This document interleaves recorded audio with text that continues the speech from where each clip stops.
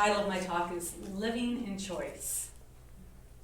And I'm glad you all chose to be here today because it is a beautiful Chico morning and you've probably had a few other options. So thank you for taking that time out, especially some faces I haven't seen in a while. You also chose how you would appear here today. So just briefly, I want you to just scan your body, check out what you chose to wear. Your shoes, I assume most of you have clothes on. Yeah. Those of you on live stream, you're on your own. And any small children, because sometimes small children don't always have a choice of their outfits, or people who consider themselves a bad dresser, you might have told your partner to pick out your clothes. And in that case, we're not going to say anything. We'll know who you are eventually. We are constantly making choices in our daily lives, hence living in choice.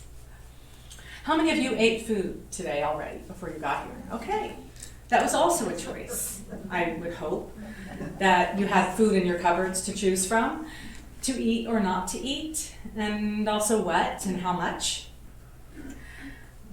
Choices can be simple, but sometimes we make them so complicated. I used to dread going out to dinner with my niece because she would labor over the menu like she was ordering her last meal. It's like an hour later she would finally pick something and she would just sweat over it. But I think it's important to remember that if we don't like something, we can choose again. It's not that big of a deal. It was to her. But on a more serious topic, I'm sure many of you have heard the name Viktor Frankl. He was an Austrian man who survived Auschwitz despite losing his entire family. And he wrote this: between stimulus and response, there is a space. In that space is a power to choose our response. In our response lies our growth and freedom. He realized that we have the power to choose, and while the prison guards could take away his physical freedom, they couldn't take his mental well-being. I heard that phone. He chose to be happy despite the suffering that was going on in his world. And through the horrible conditions he faced, he was also able to help other inmates or survivors get through their experiences by remembering back to the joyous times they had before the war. So there is a brief moment in time when we can often catch ourselves before we react. Those who become hyper-reactive and react about everything, just like a power plant, eventually you can go into a meltdown phase. Now, we were built with the ability to react because sometimes we need to get ourselves out of dangerous situations. But often that's overused. My dad was down in the Ridgecrest earthquake, and I know he reacted big time when that 7.1 went off. And he was very scared. But with each aftershock, he didn't react quite the same way. He knew he was going to get through. He knew he was going to make it. So there's almost a balance in our reactions. So what does living in choice mean to you? Do you ever catch yourself in the middle of that downward spiral, semi-meltdown, and say, wait a moment, where is this taking me? Are you able to reset your attitude? And maybe focus on a different choice that you could make in that moment. Taking a few deep breaths always helps me relax. And I love working with our office manager, Crystal. About a week and a half ago, we were having some copy machine issues, more mine than hers. But in that moment, Crystal took several deep breaths. Maybe they were more, sighs of exasperation, I'm not quite sure, but it indirectly reminded me to breathe deeply as well. And we decided not to take a sledgehammer to the copy machine after all. So we either respond from a place of trust or a place of fear? This leads to the question, what are your choices based on? Are you living a life based on choosing what you love and trusting that it will manifest? Or are you contracting more from this place of fear and almost victim mentality? You are not locked up, at least from what I can see here. You don't have people deciding for you what you will do every moment of the day. You get to create for the most part, despite your age, gender, or economic status. In our Science of Mind teaching, we recognize that we have this unlimited source of creativity and energy all around us, always available to us, though we're not always aware of it. That energy can rejuvenate and sustain us. It's the same power that puts the planets in space and rotates them in perfect orbit. Think of that energy that we have accessible to us. The only thing that truly limits us is our thoughts about our lives. We are either noticing what we don't have, feeling fearful about it, and then being stuck right where we are. Or we're looking at the possibilities and recognizing our unity with Source, this amazing power. When we choose what we desire by focusing on it, and I emphasize focusing because that's the key, that energy. I've talked about this before with that quantum focus, that we actually participate in making something happen with our focus on it. And so doing so, the universe then gets to co-create with us and create that freedom. Ernest Holmes, our founder, said, "The divine plan is one of freedom. Bondage is not God ordained." That's like one of those ancient beliefs that God wants to keep us in prison. Freedom is the birthright of every living soul. All instinctively feel this. The truth points to freedom under law. Thus, the inherent nature of humans is forever seeking to express itself in terms of freedom. So, knowing that you can express with freedom, what is it that you desire to do? What choices can you make beginning right here today? As many of you know, I've made some major choices about what I'm going to do with my life over the last few months. They're still in the process of being created and defined, and some of you have come up to me and said, "Oh, Lisa, you're so brave." But there's a part of me that just wants to react and say, "No, I'm not. I'm scared to death." I'm not sure how everything's going to play out, how I'm going to afford it, what I'm going to do, and even if I'll survive. Although this morning, a dear friend gave me a little survival kit, so I think my chances are a little bit better. I haven't explored it yet. But there is truly that feeling like she has of terror. Anybody else ever feel this way? Ever have a little fear going on in your life about the future? So given that I can feel the fear and do it anyway, I know that you have that same ability to do that with your lives as well. We are all connected to this source, this power, so we can fumble through this giant journey together. Maybe you won't be traveling around the world on your own, staying in strange places and interacting with some unknown people and staying in maybe some sketchy places too.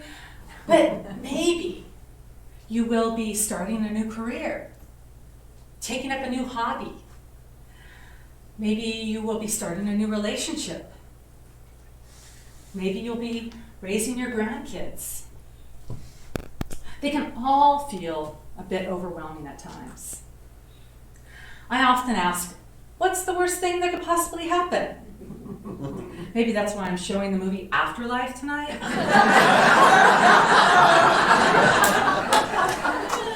If you think death is a you see the movie, hopefully you'll have a new perspective on it and you'll feel freed up to do anything adventurous. Sometimes living in choice means letting go of what is holding you back. It could be something that you've grown accustomed to. I know I've become very comfortable here in Chico. Chico's my home. When I was 7, I remember my well-intentioned, sweet, loving grandparents driving up to Chico to pick just me, Lisa, up. She had 5 options. She picked me up to take me on a trip with them to Canada for 1 week. I saw it more as an abduction. I cried every day to be brought back to Chico. And finally, out of exasperation, my grandfather said, "Oh, Lisa, you're just a Chico baby. You'll never leave Chico." Well, I showed him. I left for 30 years. And now, after coming back for 4, my comfort zone's kicked in. I love the people of Chico. I love so much about it that it's hard to not listen, though, to this inner gnawing, this inner voice that's saying, it's time to go and create more. It's time to explore those unknown territories that's called you. Joseph Campbell says, we must be willing to let go of the life we have planned so as to accept the one that is waiting for us. What do you have to choose to let go of in order to move into a greater expression of yourself? Maybe it's nothing physical. Maybe it's more BS, those belief systems.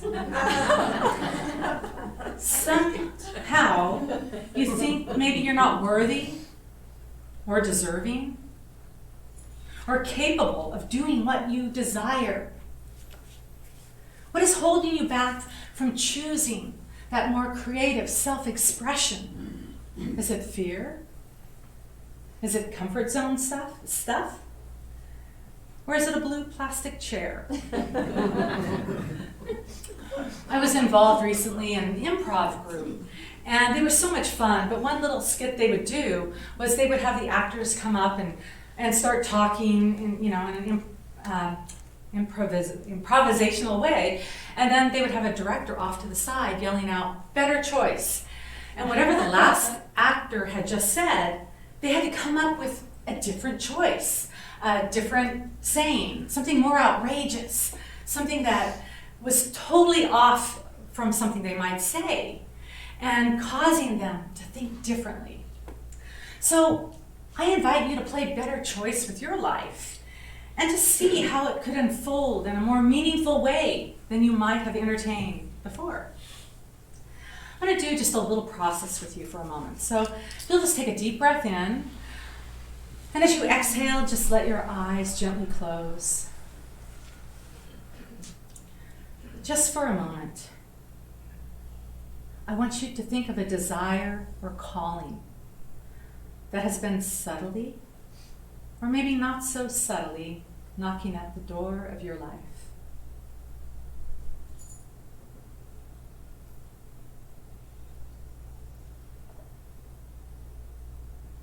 Are you ignoring it? What is it saying to you?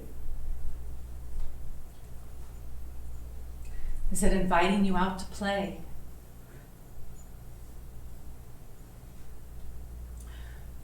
What is a better choice you could make that might be a little bit more fun, more adventuresome?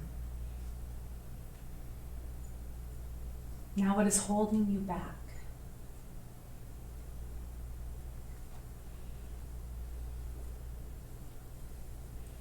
What possibilities could be created if you acted as if you had no obstacles?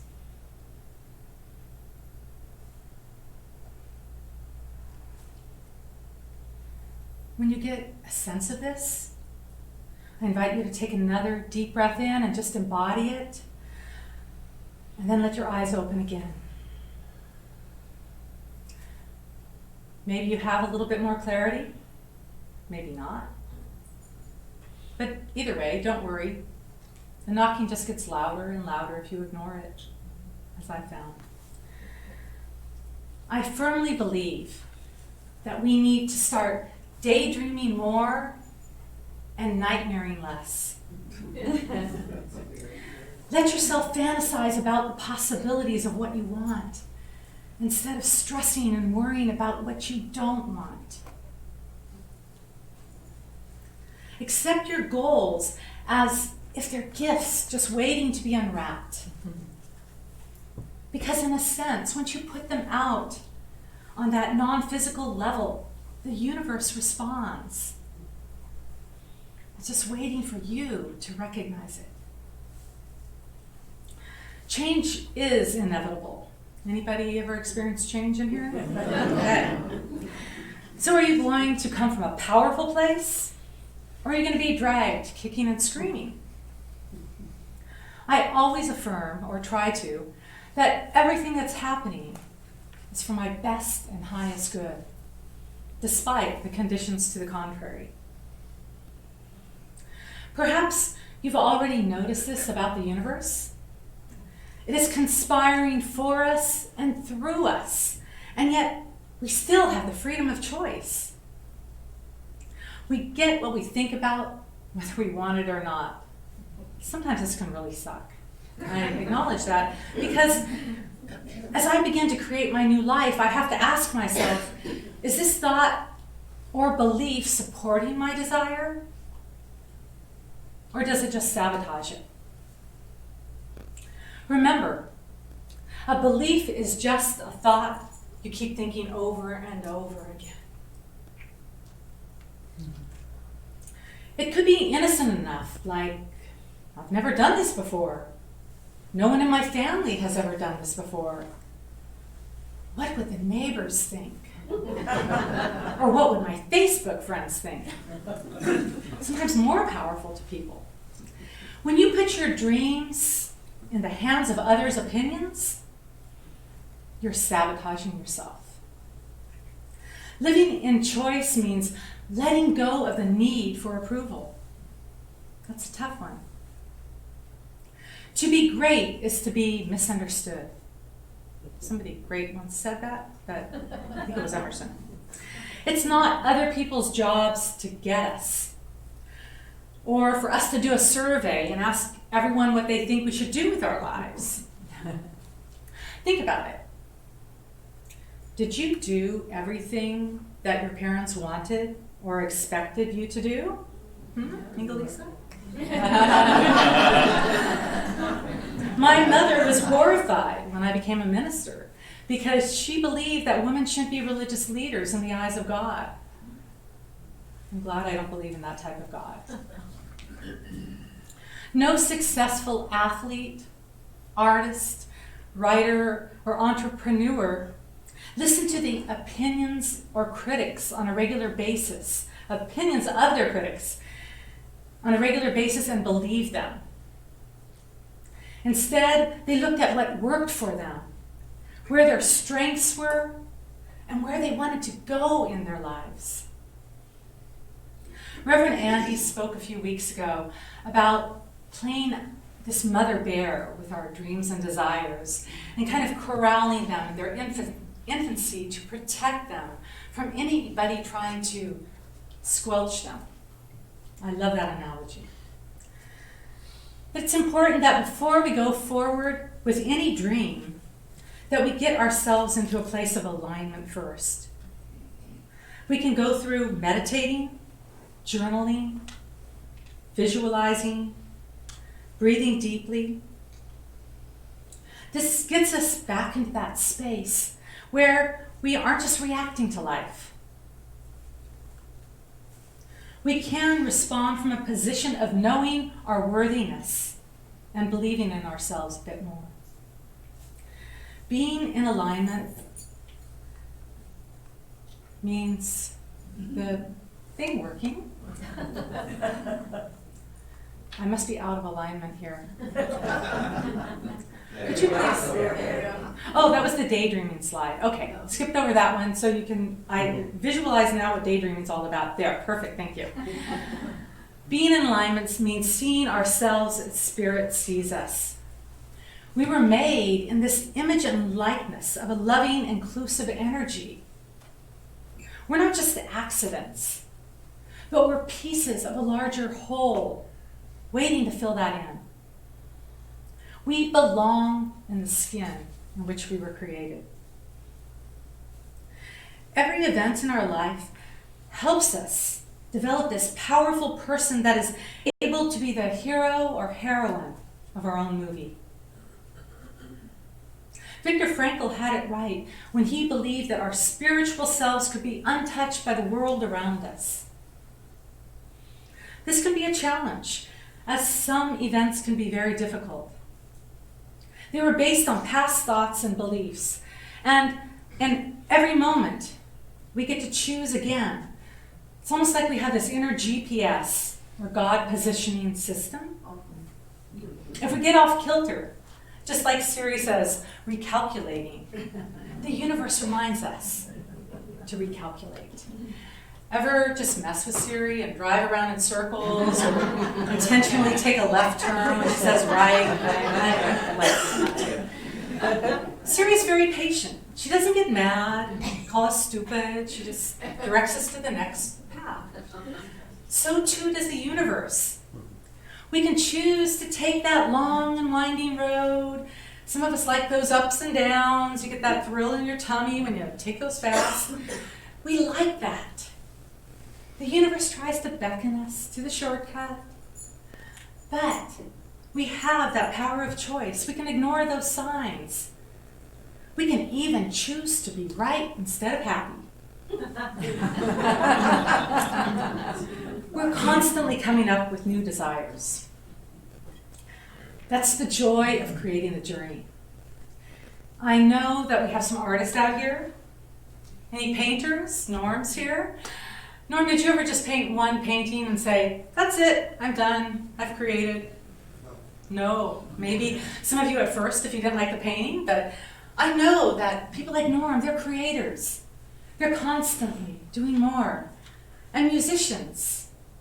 Angelisa, did you ever just write one song or sing one song and say, that's good? You've got a lot more music in you, I know. So part of it is that we're hardwired with this desire to respond, create, and discover more of this incredible life form that we've been given. The journey is always a continuous process, as long as we're still breathing air.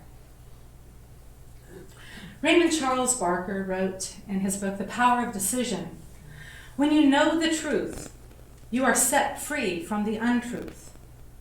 When you know yourself as evolving, expanding intelligence, you are set free from your former patterns of unintelligence. So what are patterns of unintelligence? They're those patterns when we doubt our possibilities. Now, doubts are normal. We just don't have to make them the boss of us. When we know that we are created as spirit in this manifested human form, with all the rights and privileges therein, we need to own it. Oh, I felt that fist thing that you told me about, Audie. That does feel good. We can decide that between stimulus and the stimulus of somebody calling us a loser or not believing in our goals, that we truly can not just react. We don't have to buy into their opinions.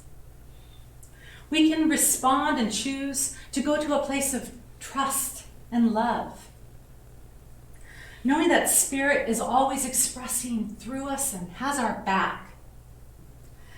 So knowing that we have this unlimited energy, we truly cannot fail. I want to play for you next a music video from one of my favorite singers, Janice Stanfield. Should I just click on it? And she is doing this video that has some slides in it. So you're going to see the images go rather quickly. don't have control over that. But I invite you to come back and watch this on YouTube, and then you could stop it and read more of what's going on with it. So this is Jana Stanfield, and please enjoy.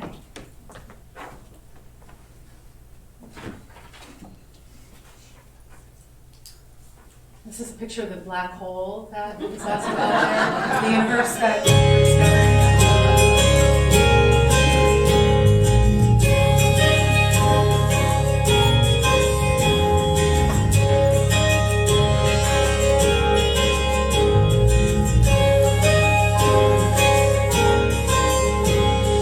What would I do if I knew that I could not fail?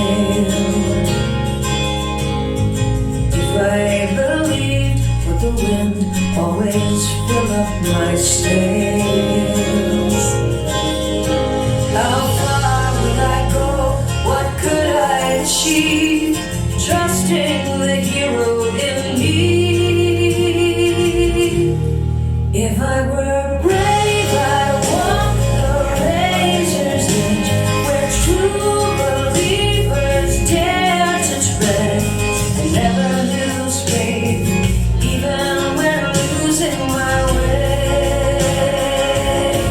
What step would I take today if I were brave?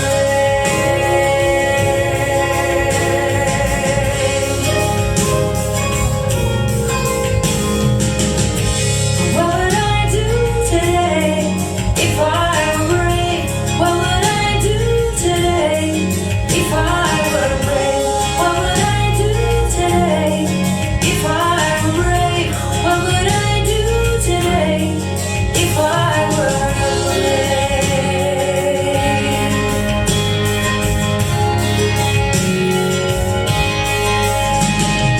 What if we all meant to do what we secretly dream? What would you ask if you knew you could have anything? Like the mighty oak sleeps in the heart of a sea, are there miracles in you and me? You know there are. If I were brave, I'd walk the razor's edge, where true believers dare to tread and never lose faith, even when I'm losing my way. What step would I take today if I were brave?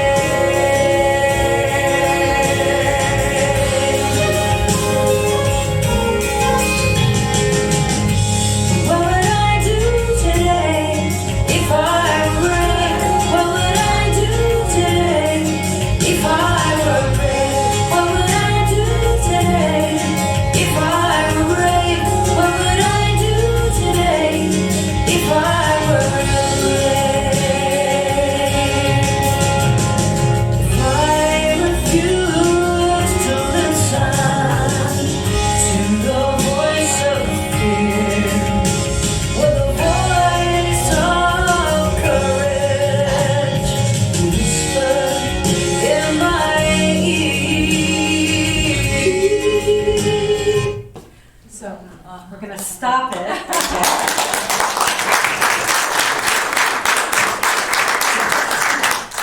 Hopefully you got a few ideas there. As I said, if not, go ahead, watch it more on your own. So what would you choose to do today if you were brave? Go home and meditate.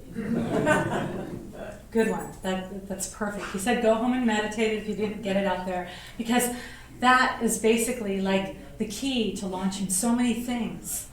You don't have to have it all figured out right now. Every minute, every day gives us a new opportunity to follow our curiosity and explore those natural talents that we might not have yet discovered yet. So what adventure or project is calling you into that next step? You saw in the video that age is not an obstacle unless you choose make it that way. I know Already, there are so many brave beings here. I know personally you've already overcome so many obstacles to get where you are today. And you arrived, and you're sitting here better because of it. So now, allow yourselves to move more deliberately into that sweet spot, that direction of where joy and happiness truly are. Those things that make you just want to smile and come alive. Thank you so much for listening.